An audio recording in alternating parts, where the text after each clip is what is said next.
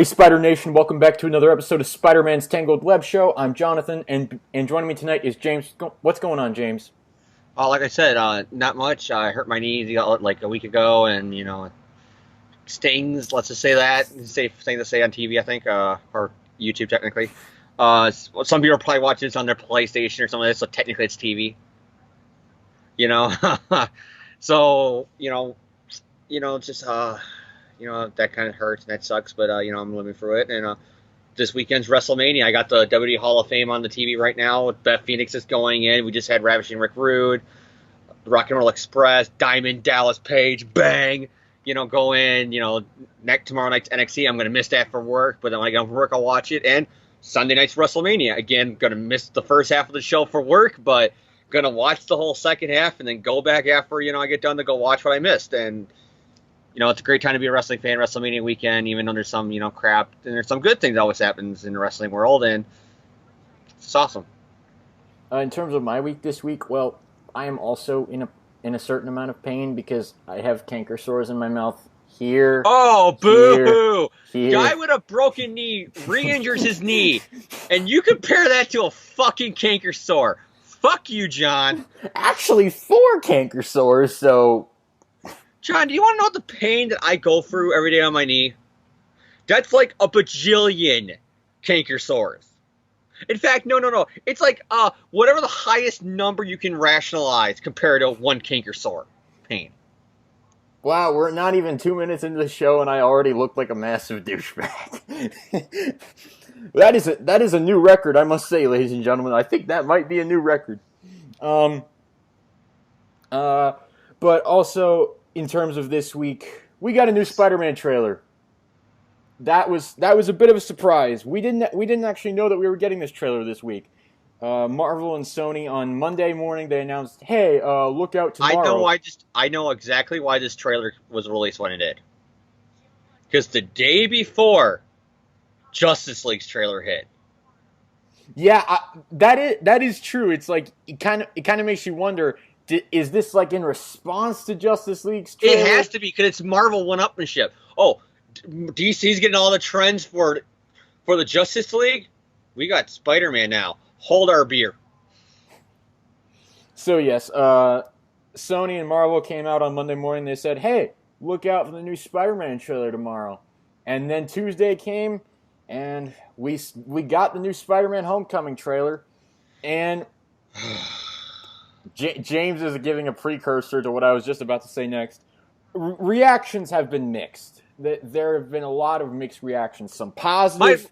My local news here in Kenosha, Wisconsin. My local news headline and little bottom ticker is Spider-Man trailer has poor reception from Spider-Man fans.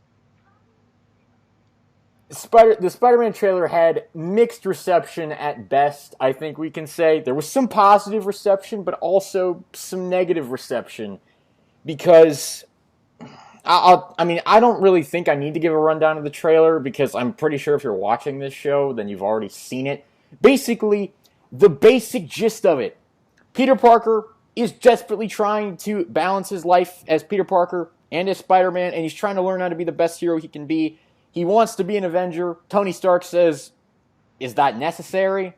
And so Peter, he ends up trying to track down the Vulture and the Shocker and all of them. And the Vulture is pissed off because basically Tony Stark is... Tony, as part of the Accords thing that was set up in Civil War, is creating a new government agency called Damage Control, where they come in and clean up after the superhuman fights. And so Adrian Toomes is pissed about that, so he becomes the Vulture and the Shocker and all this, and Shocker teams up with him and all this stuff. And so Peter tries to stop them and almost gets people killed in the process, and so Tony's like, "I'm going to need the suit back because you're kind of an idiot." And so then Peter sets out on this quest to prove himself that he can be a good hero, and he's like, I just got to do this on my own. And you see clips of him. You see, at one point in the trailer, he launches a bug from his suit, which people are speculating, is that a spider tracer? What is that exactly? It's got to be the Tracer.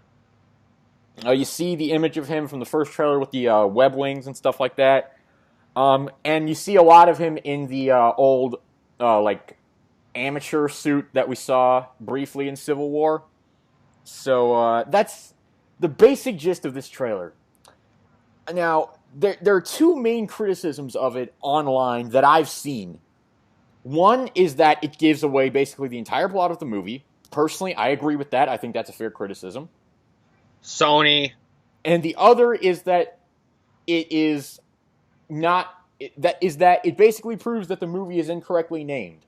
And they say that instead of Spider-Man: Homecoming, it should be renamed Iron Man 4, co-starring Spider-Man. Marvel. Now, I'm going to give my thoughts first on this trailer because I have a different opinion than James, and I know James's opinion is going to help lead us into a discussion that we're going to have later. So, my thoughts on this trailer. I did not hate it. I honestly didn't hate it. I kind of liked it. I will say that I don't think that I don't mind Tony's role in this movie. I don't think that it's going to be an Iron Man 4. James is rolling his eyes at me right now, and he's like, seriously, he's hating me right now. I'm not hating you. I'm hating all of the stuff you're saying because I don't agree with it. Oh, James. But yeah, I don't think that it's going to be Iron Man 4. I think that this is still Peter's story, and this is going to be Peter as a coming-of-age hero. That's what this movie is meant to be. That's what they've been saying from the start, so I understand why they're trying to do this. Yeah, but John, we had 5 Spider-Man movies about him being a young guy trying to become a hero that didn't need fucking Iron Man in it. We also had 5 Spider-Man movies where he was on his own, and we were all complaining that, well, okay, I wasn't necessarily... There's a difference from him teaming up with the Avengers and what this trailer showed us. See, we're getting into a debate already, but okay, listen, I like where they're going with this, all right? I think that this could work. Michael Keaton's Vulture, I'm going to be honest with you, I don't give a crap about this guy. I literally do not care about this guy. Oh, now you pissed me off more. Because Michael Keaton's one of the best superhero movie actors of all time for his 2 Batman movies. Yes, but nothing about his character so far has made me interested in him. I'm going to be honest with you. He's Batman. Not in this movie. I don't care. Even though he's dressed up as a Vulture, he's Batman. I see him in the big screen. It's Spider-Man versus Batman. I'm going to be honest with you. I don't really care about the Vulture. Like, I don't really care about this character. They've done nothing to impress me so far, and a lot of people say that the MCU has this problem with their villains. You know, that their villains kind of suck. Baron Zemo, let's see, basically every Iron Man villain, Aldrich Killian, damn. Malekith in Thor: The Dark World, Yellow Jacket in Ant-Man. Dormammu in Doctor Strange, who was literally beaten by the power of annoyance. It's like all that stuff. People said that the MCU has pretty bad villains. I think that the Vulture is just a continuation of that trend. I'm sorry. I see what they were trying to do, because it was clearly Marvel, like, we're not going to go right into the Goblin well. We're not going to do the same mistake Stoney did with ASM2, how once again the main story overarching was Osborn's. We're not going to do that. But by doing that, you picked the Vulture and Shocker. I will say, I think Shocker could be cool because I've always loved Shocker. It's Shocker! But you know what his role is going to be in this movie? The same thing Rhino was, because they're going to pull the same thing they did with Ultimate, where he's just going to be a joke that Peter beats up easily. But you know what? The Shocker's cool, man. The Shocker's cool. I still say to this day they should have picked Doc Ock, because you got the personal connection with Peter. He's only been in one movie, and he's one of the big bads. So when people think Spider-Man villains, they think Doc Ock. If they don't think Green Goblin or Venom, they think Doc Ock. Especially right now in the comics. But anyway, so I did like this trailer. I don't mind the Iron Man stuff as much as other people do. I like the idea of Peter proving himself in that way. I do enjoy that. I will say that this trailer focused a lot less on the Peter Parker aspect of his life and focused more on the Spider-Man aspect of it, which I thought was, it was a good contrast to the first trailer. What else was notable from the trailer? I think the most notable things about the trailer at this point in the week is actually everything that's surrounding it right now. Like, that's almost more interesting than the trailer itself. But I will say, I think the trailer looks promising. I think I'm going to enjoy this movie. I know James disagrees with me and he's like hating me right now, but I enjoyed this trailer. I'm looking forward to this movie. And I want to keep in mind, I want to point something out here because I was thinking about this week. 2 years ago, I wasn't sitting in this exact spot, but I was on this podcast, and I was butthurt over the fact that Andrew Garfield was not Spider-Man anymore, and I was really upset over the fact that Mark Webb's... John, you weren't upset. You were another O word. You were obsessed. I was really, really upset that Mark Webb's Amazing Spider-Man series was ending, and I was really mad that Andrew Garfield wasn't Spider-Man anymore. 2 years later, here I am being the one defending the MCU Spider-Man movie. Ladies and gentlemen, time sure does change things. All right, but James, what did you think of this trailer? I didn't like it. I only watched it once, and literally that once was enough. Yeah, and that's sad for me to say because this is a guy who, back in early 2000s, every time a new Spider-Man trailer came out, I was on the internet in those early days of the internet, like freeze framing every goddamn clip we got of Spider-Man 3 when YouTube was a new thing. Freeze framing every little trailer we got of Spider-Man 3 to try to see a little image of Venom or see some little background detail, or if there's a character in this scene what are they doing there? Why are they dressed up like this? And then here with me watching the show one time, and I go, that looks terrible, and I never clicked on it again. It doesn't look good. Like, the big complaint, it gave away too much everything, but that seems to be a thing with a lot of Sony trailers. Like, look at the Ghostbuster trailer and how negative reaction that got. Look at, a lot of their trailers to a lot of their franchises. Sony gives away a lot, like a lot of studios do nowadays. They give away the whole plot in the movie, And Disney in general with a lot of their movies is the opposite. Look at what they do with Star Wars trailers. Look what they do with Marvel trailers. Look what they do with their own damn movie trailers. They show you moments that make you want to go to the movie, but they don't give away the whole plot. So that's the main reason why I think this was a Sony thing. Like, they made the trailer. Because Sony has more of a habit of to give away everything, and Disney has more of a thing of not. But my major complaint is the one thing I've been saying since day one when they announced that Robert Downey was in this movie. I don't want this to turn into Iron Man guest starring Spider-Man. And it's already looking like that. Like John said, the villain's motivation has zero to do with Spider-Man. He's just going to be an inconvenience to them. The villain's main plot is we're building evil tech to go after Tony Stark because we're mad at him. What does that sound like? Every fucking Iron Man movie.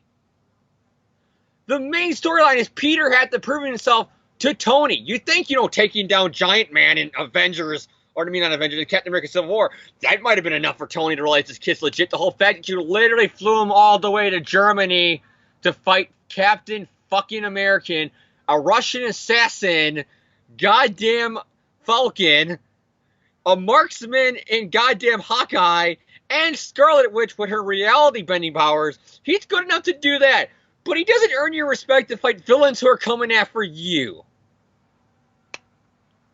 And it's all because he's going to take away his suit and rebuild Peter Parker another goddamn suit.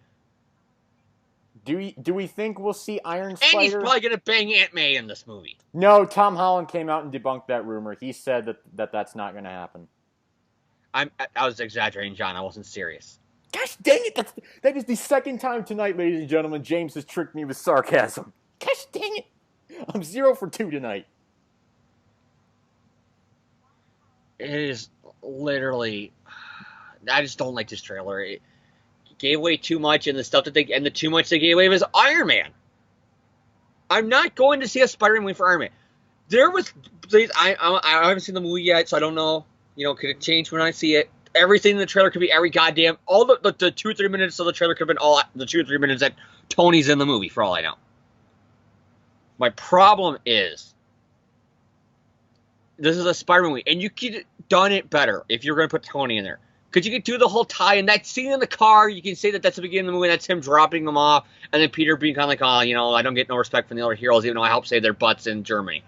You know what I mean? Like, that's classic Peter Parker. And then move on from the plot. And at the end of the movie, Tony shows up and goes, you did a good, kid. And then that's how the movie ends. Like, you got the okay kid from an Avenger.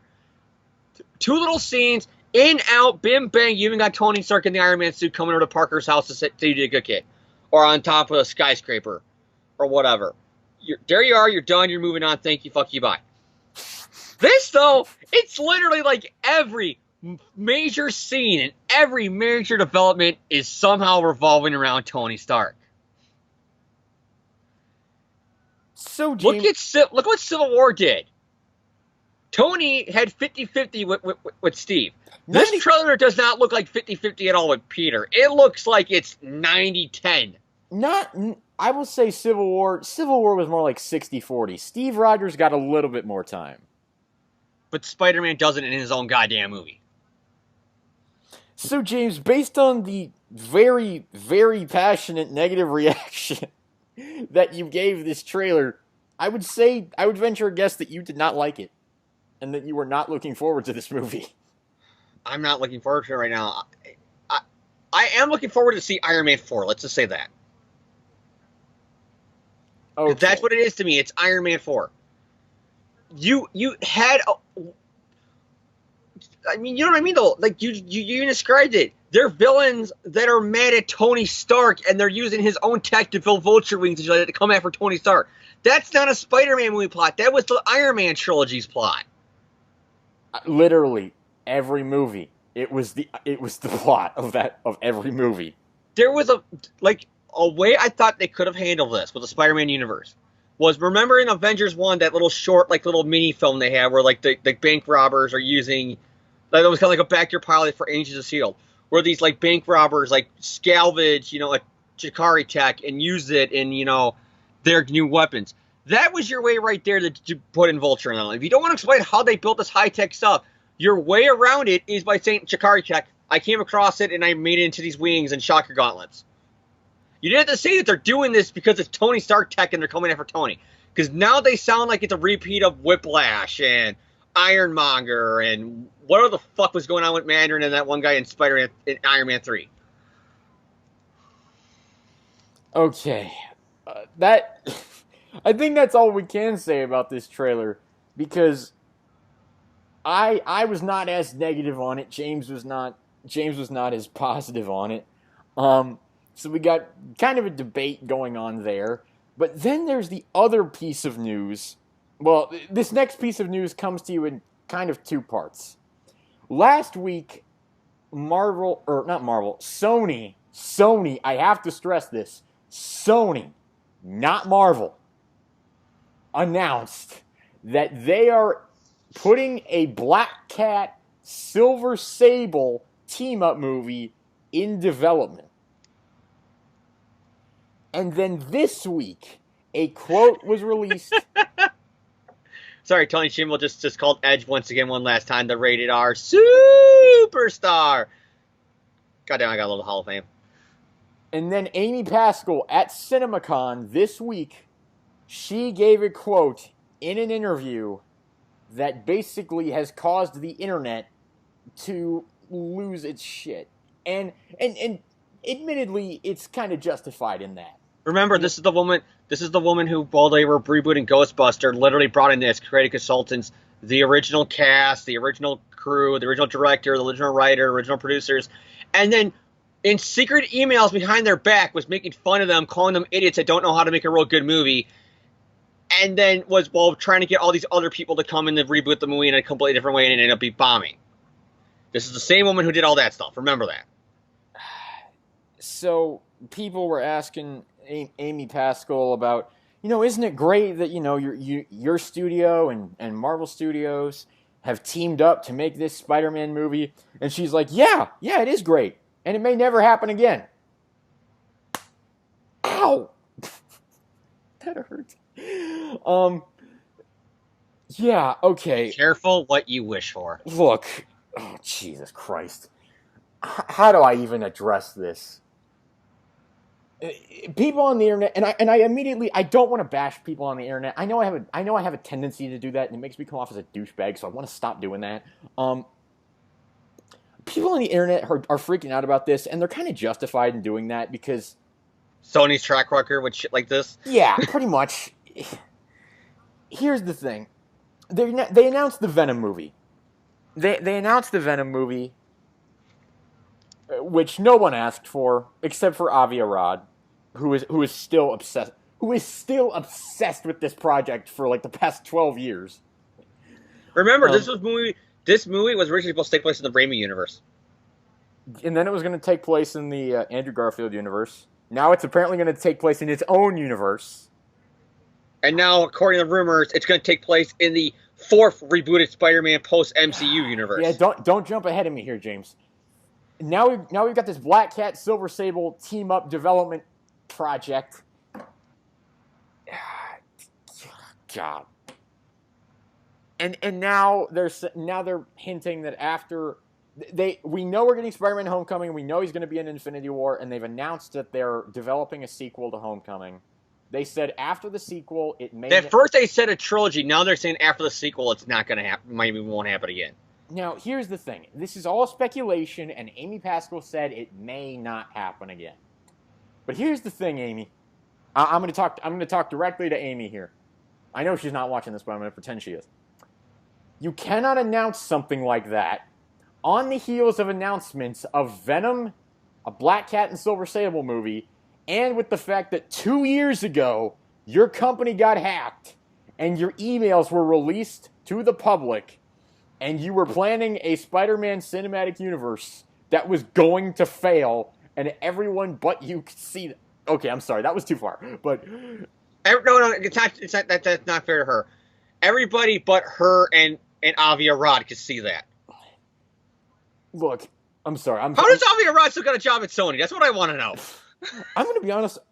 I'm not sure exactly what he even does. He makes Spider-Man movies. I apologize. I'm saying because in Amy Pascal's eyes, it wasn't Sam Raimi, it wasn't the script, it wasn't Tobey Maguire, it wasn't Andrew Garfield, it wasn't Mark Webb, it wasn't Kevin Feige with the first goddamn Spider-Man trilogy. It was all Avi Arad. That's what it is. And I'm coming off like a major dick already, so I apologize, but like, look, you can't make this kind of an announcement and not expect people to freak out. Because all these Spider-Man spin-off movies being announced, it's pretty obvious what she's hinting at. This is going to be the Spider-Man cinematic universe. Where instead of using I know John doesn't want me to jump over, but I guess this is a segue anyway. Instead of using the Andrew Garfield, Mark Webb series as launching pad to the cinematic universe, they're going to use the MC universe and then completely ignore that ever happened and reboot the character again in this new rebooted Venom, Black Sable, Black Cat universe. And we need to stress this again. I think I said this already, but I'm not sure if I have. This is all speculation. This is all things that have popped up on the internet. None of this. I think the evidence is there though, because why would you announce two different Spider-Man movies that were originally announced in your cinematic universe plans right now, right when rumors are starting to circulate that you want out of the Marvel deal?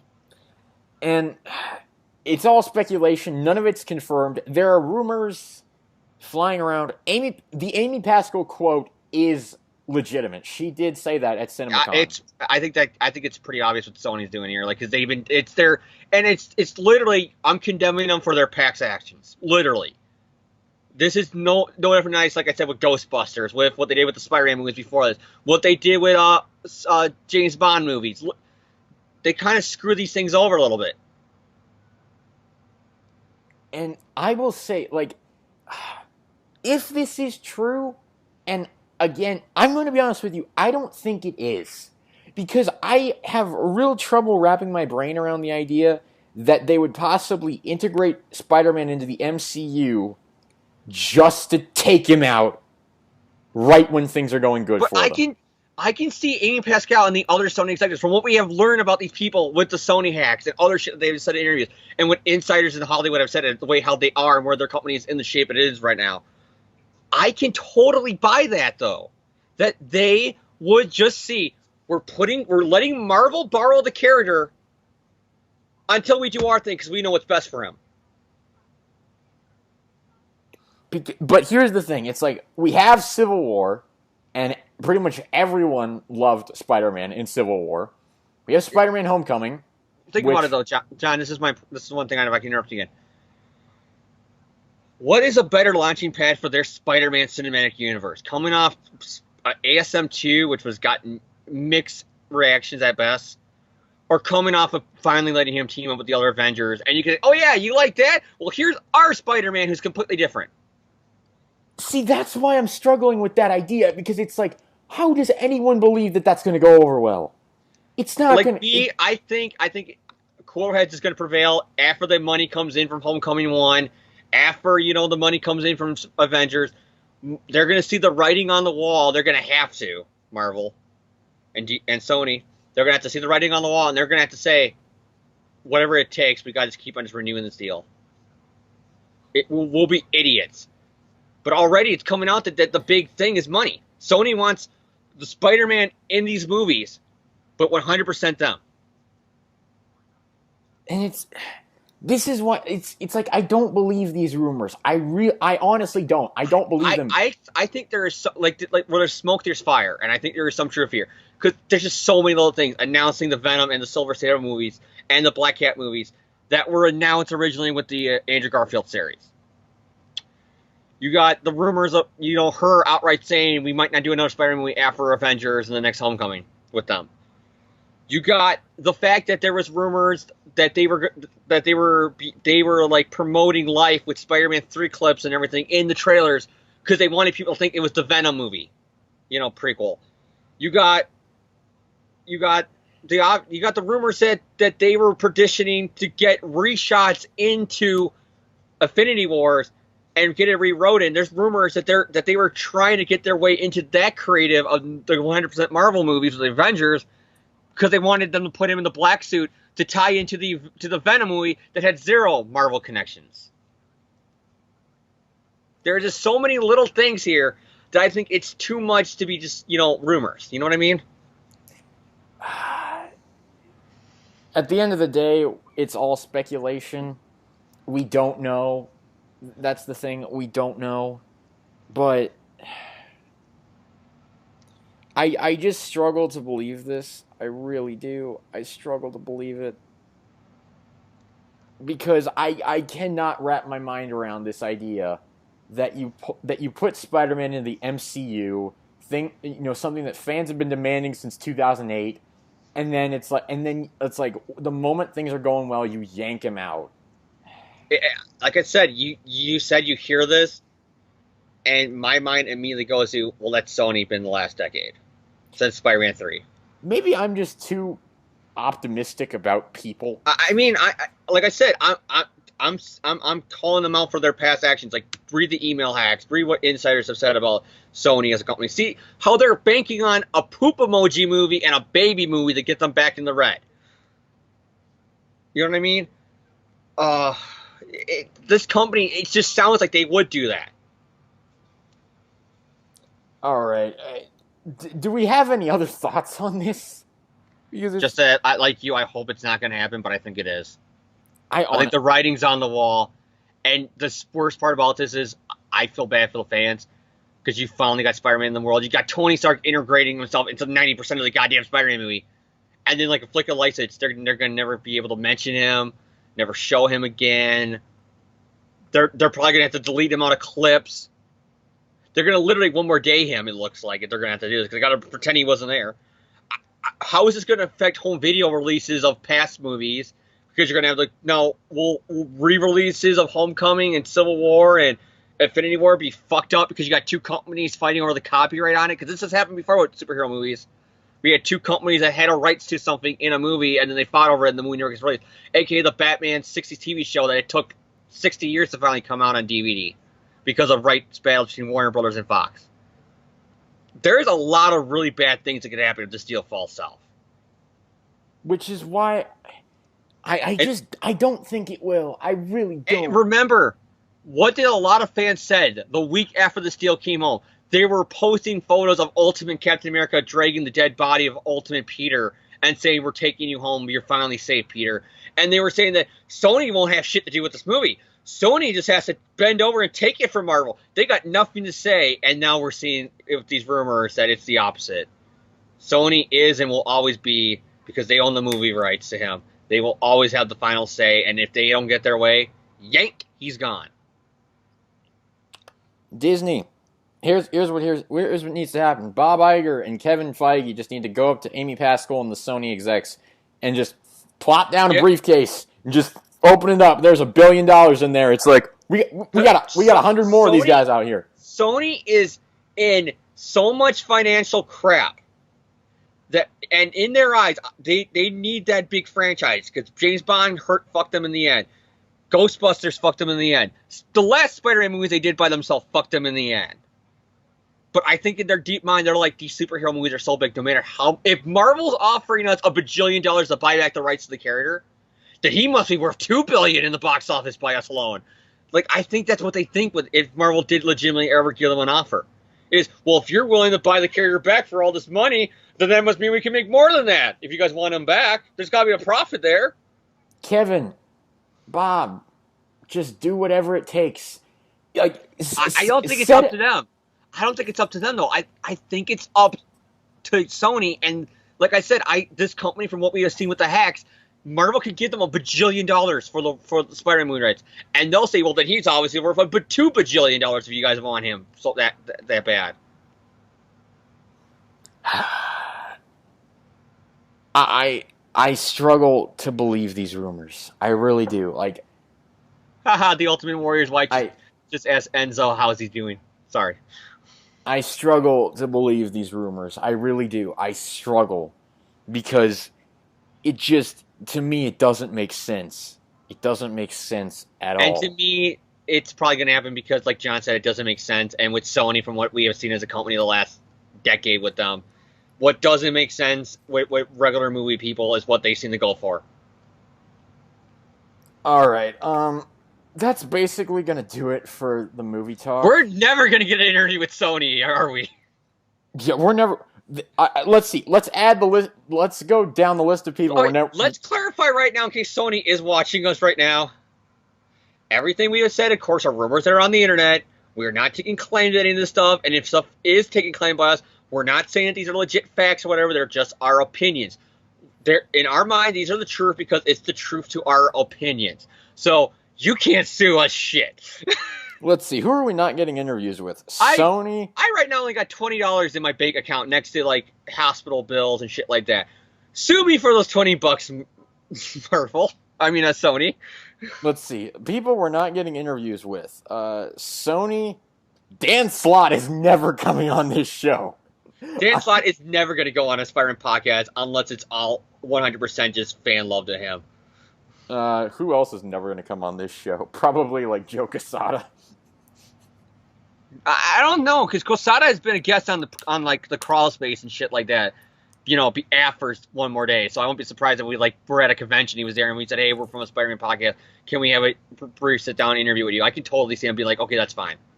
Oh, man, I wish I had the money to go to a convention. Slot, though, no way in hell. He'll go, oh, what podcast are you again?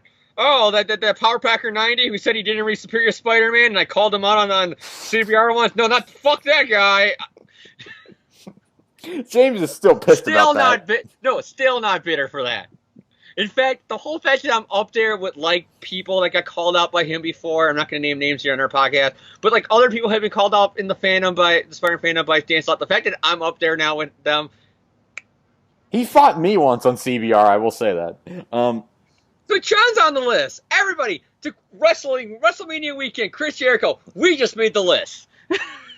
We're making a lot of enemies on this episode, James. We really are.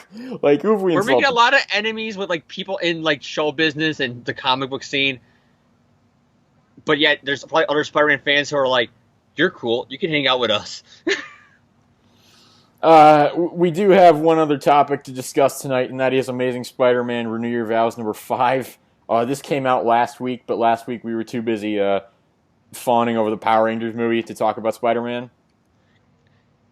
And I don't care because Power Rangers is my first love. I think I'm going to go in this year. And it was already going to be a no-brainer for me, the guy who flew all the way out to fucking California this year, to go to a Power Rangers convention and was there for opening day for the movie in his local theater. And I'm holding, while we're doing the podcast, the goddamn Red Ranger action figure.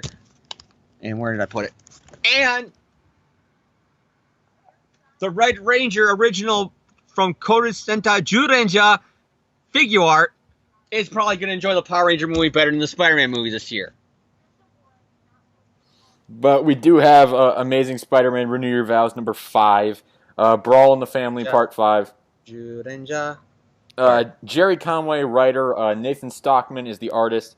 Jesus Bertov is the colorist. VC's Clayton Cowles is the letterer. Assistant editor Allison Stock. Editor Darren Shan. Editor-in-chief Axel Alonso. This issue basically begins with Peter and Mary Jane on the couch trying to sleep because they're tired because they've had a day of supervillain fighting and stuff. And Annie's like, but I want to have fun. I want to have family fun night. I want to have fun. I want to have fun. That is one of the cutest things in the comic. It's her literally jumping out the wall like, movie night, family movie night, whatever she was saying. That is a cute moment with her. And Peter's like, oh, but we're tired. And Annie's like, but you said we always have to make time for family. And Peter's like, all right, what do you want to do? And she's like, let's go here to this, like, basically Chuck E. Cheese. Like, basically they go to the Marvel Universe version of Chuck E. Cheese. Let's go here. Oh, wow. You picked Beauty and the Beast, now in theaters everywhere. Rated PG. They go to this place called Bouncy Bunny, and they meet up with Gloria Grant and her son. So Annie and Jermaine have some fun. While is anybody else said that Gloria Grant's son is not called Corey Grant? Why? Because it rhymes. I didn't even think about that. But so yeah, they go there. They have some fun. Meanwhile, in a shifty part of town, that's literally the caption. Basically, the Sandman is getting together with a bunch of goons. They're going to rob the Empire State Bank. And also, meanwhile, in a better part of town, according to another caption, Normie Osborn is having a scientist analyze. I don't remember what the drone is called, but Spider-Man's camera drone that he was using in the first issue, because they found it, they captured it, and they're analyzing it. And Normie's like, trace the parts, find out who bought them where, and all that stuff. And then he goes to have an interview with Betty Brant, and it's also revealed in this universe that Harry's dead, and so is Norman, I guess. And they're like, well, pretty much issue 200 is. So I think this confirms my fan theory that this is the universe not taken. Like, this is post One More Day if they didn't take the deal, because Harry's still dead. And so Betty questions. It's kind of weird that Harry left the company in the absolute control of a 10-year-old. And Normie's like, but I am not just any 10-year-old. No, I have been trained from birth to extend the Osborn legacy to a new generation. It's a burden I'm ready to shoulder, a legacy I'm proud to fulfill. And so Peter and MJ and Gloria are all talking about, how old they feel, listening to their kids' music and stuff. And Annie's spider sense goes off when she senses Sandman and his goons breaking into the bank next door. And so she goes to tell Peter and Mary Jane about it, and Peter's like, stay here, you and MJ stay here, I'll go check it out. Sandman blows the bank vault door open, the goons go in, but Spider-Man shows up. He starts kicking the crap out of him, but Sandman manages to pin him down. Meanwhile, one of the goons makes off with a special green box that we don't know what's in it. Spider-Man's pinned down, but Mary Jane and Annie show up and help Peter out. All three of them work together to trap Sandman in webbing that ultimately stops him. Mary Jane asks, this has never worked with Sandman before. Why is it working now? Oh, because I have two people helping me. That's why. And so, meanwhile, back at Oscorp, the goon who stole the green box brings it back to Normie Osborn, and it's revealed that it's the last piece of a vast puzzle that it's the solution which will bring about the fitting and final destruction of Spider-Man. Dun dun dun. He puts it in. Okay, put it in. Oh my God! It's the porno tape of my grandpa with Gwen Stacy. Turn it off. That got dark really quickly. James, what did you think of Amazing Spider-Man: Renew Your Vows #5? It was a fun issue. I had fun reading this issue.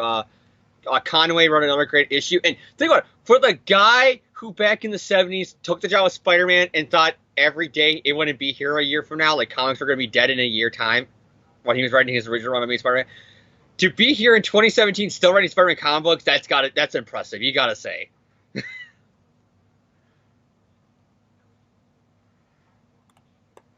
I apologize. I was drinking water there. James caught me at a bad moment. Yes, that is true. That Jerry Conway, back during his original 1970s Amazing Spider-Man run, he was writing. He did a lot of his storylines under the impression that comics in general were going to end by the. That's why he killed off everybody: Gwen, Norman, Doc Ock, Mysterio, Miles Warren towards in the final arc of his run. He killed off a lot of people, and his reasoning when asked in conventions years later why he did it, he goes, because I honestly, being an 18-year-old kid, and how comics were looked down as the general media, I just assumed that it gave it a year or two, and Spider-Man wouldn't even be a thing no more. You know what I mean? And now it's like 40 years later, comics are still alive and well. Oh, but what other thoughts do you have, James? I like, again, the family dynamic, the whole, her jumping off the couch, being a hyper girl, wanting to go to Chuck E. Cheese. Like, I think everybody who was once a kid or now a parent can relate to being super excited. Are we there yet? Are we there yet? Are we there yet? To go to Chuck E. Cheese. Like, I remember because it wasn't so much later than when I was a little bit older because, A, you're starting to grow out of Chuck E. Cheese, but when we got one a little bit closer to town by me and Racine. But before that, the closest one was either in Gurnee, Illinois, or Milwaukee. So it was always a car trip once a year in the summer to Chuck E. Cheese. And it was always, are you there yet? No. Are we there yet? No. Are we there yet? No. And that's pretty much what Peter and MJ are going through right now, only in the house instead of in the car. Goddamn, that Chuck E. Cheese in Milwaukee was awesome. It had the old school X-Men arcade game and the old school Simpsons arcade game and old school Ninja Turtle arcade game. And I was never old enough because all the big kids were playing those games. I never got a chance to play them. And I always thought, when I'm older, I'll play them. When I'm older, I'll play them. And then when I was finally old enough to play them, they were gone. Damn. But don't worry, I played emulators about them years later on the internet, so it's good. So I can relate to that, as the kid, with the family fun night, and the parents are like, oh my God, will you just shut up for 5 minutes? That's real life. That is, what happens with families. You know what I mean? The parents want to take 5 minutes alone time to take a breather and relax, and the kid wants to take them to Chuck E. Cheese. You know what I mean? I like that moment. And then I was gonna say Harry, but the Normie stuff. That's real. I like that. It was a really well done. I feel like it was very well done, in my opinion, if you ask me. Because it reminds me a lot of what happened with the Raimi Spider-Man trilogy and the Smallville TV show.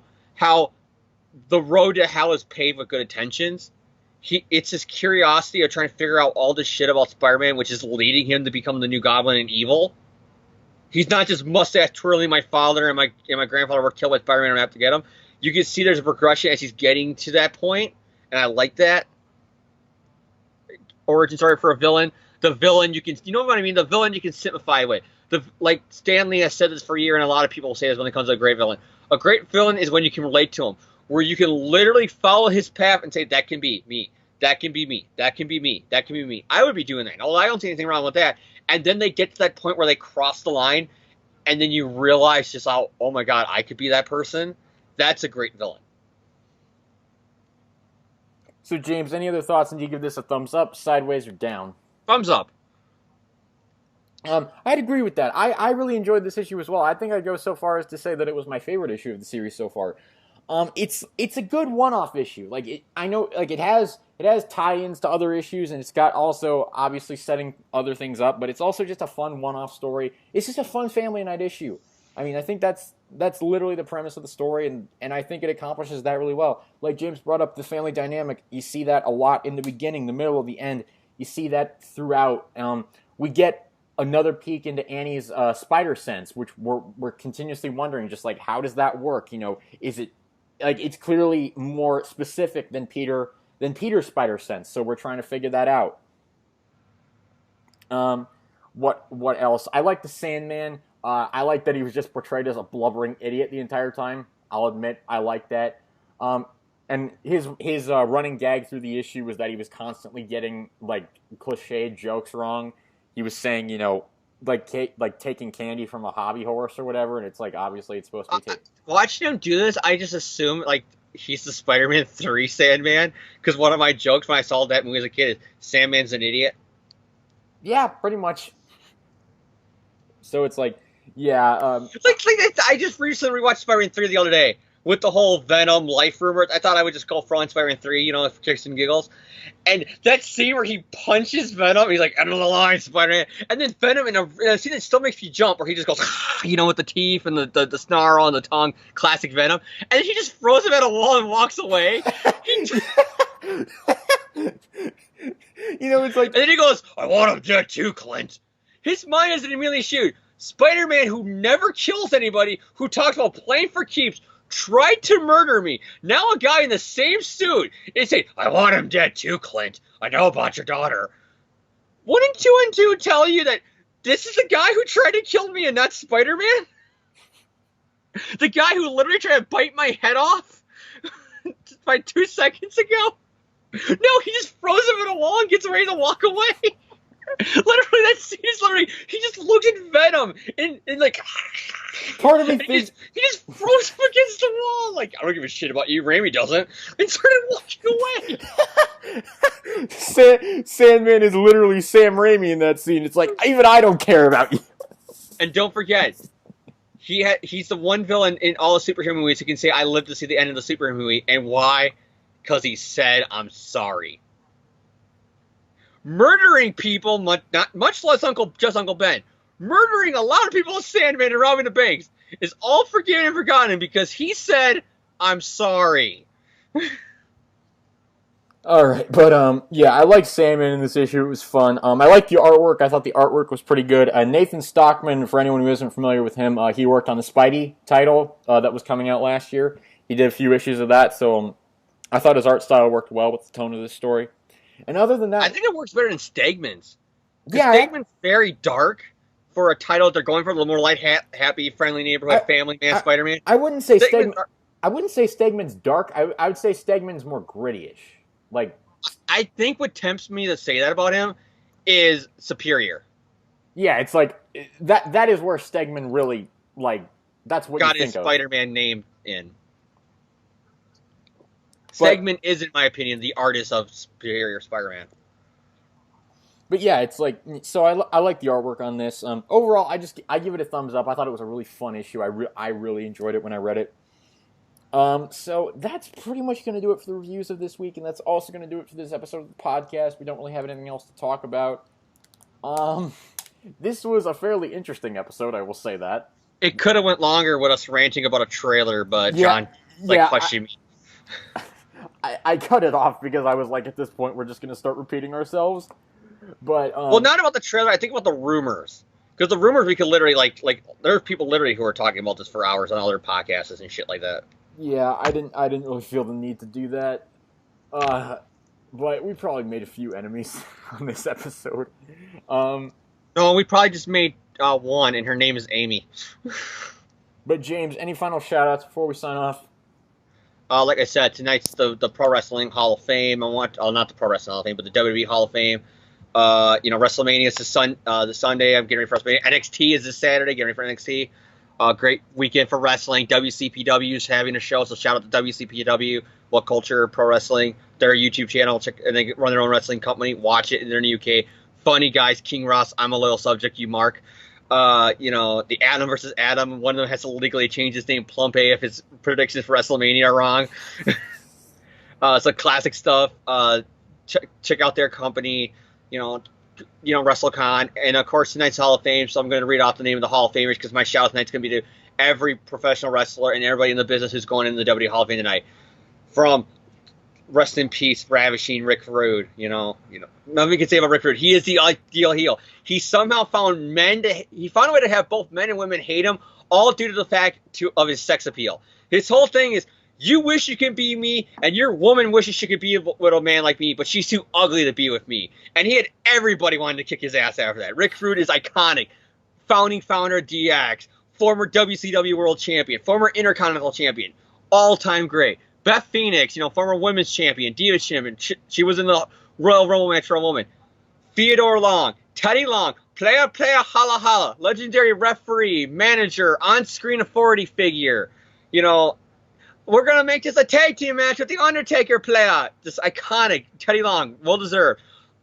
One of the greatest tag teams of all time, The Rock and Roll Express. Ricky Morton and Robert Gibson, rock and roll all night, party every day, guys. You guys deserve this honor more than like most tag teams. And of course, who's going to go on later on tonight? One of my all-time favorites, who I grew up with, an all-time great in wrestling. Period. Not just pro wrestling, wrestling. Period. Because he's the only guy who can claim that he went from amateur wrestling and won an Olympic gold medal with a broken freaking neck. Won a gold medal in '96 in Atlanta. And then 4 years later, win the WWE title. And then 6 years later, win the TNA and NWA World Heavyweight titles. He won the IWGP in Japan World title. He's a former King of the Ring. A former WCW World Champion. One of the all-time greats. Like I said, Olympic gold medalist. It's true, it's true. His 3 eyes. He got us everything great. Kurt Angle, you deserve it. Thank you for your time wrestling.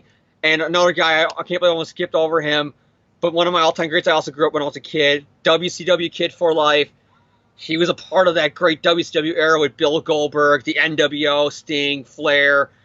He's one of the big focal points on it. He had matches with celebrities in them because he was that big of a deal, and he did that after being told nobody would want to see him wrestle because he started wrestling at the age of 35 in a young man's sport. So this shout-out goes to him, the master of the diamond cutter, DDP, Diamond Dallas Page. Bang! You deserve it, Diamond Dallas.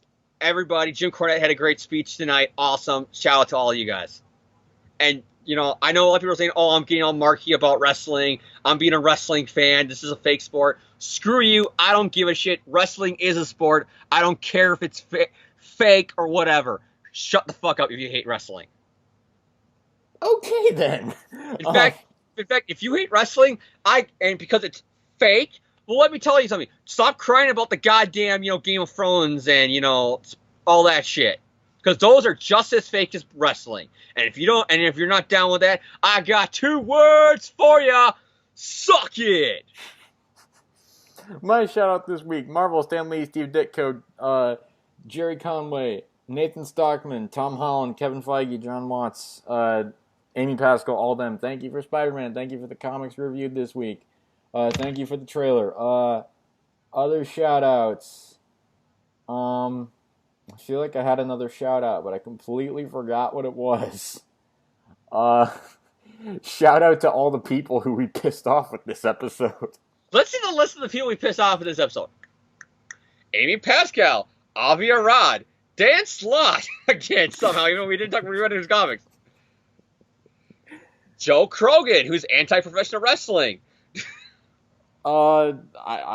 Anybody who's anti-professional wrestling.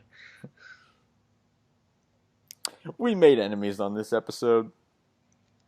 But other than that, Jan Rowling's off the show. No, just joking, Jan. We're kidding.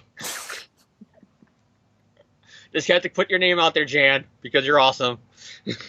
Yeah, I don't even really know why James just said that, to be honest with you. Because literally, I just thought about Jan has been on the show forever, and because I used to make those whole zombie Thomas, so I'm just going to make up a fake storyline that Jan hates us, and that's why he quit the show, because of his ego.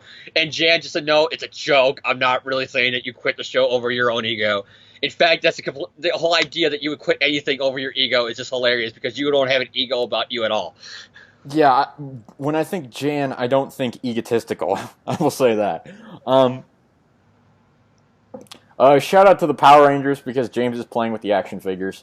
Well, of course I'm playing with the action figure, because they got a power in the force that you never see before. They got the ability to morph that should even up the score. No one can ever take them down. The power lies on their side. We're not being monetized, so I can sing, go, go, Power Rangers.